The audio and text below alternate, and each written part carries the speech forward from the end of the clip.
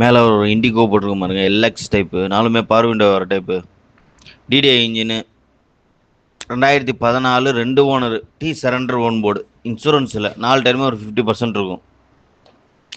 AC working, light cooling தான் வருது. DTI engine, வண்டி நல்லா இருக்கும், குவாலிட்டியாக இருக்கும்.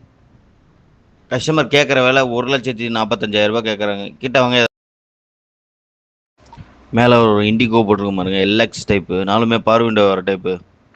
DTI engine, 2014 2 owner, surrender own board, insurance இல்லை, 4 டைமே ஒரு 50% இருக்கும்.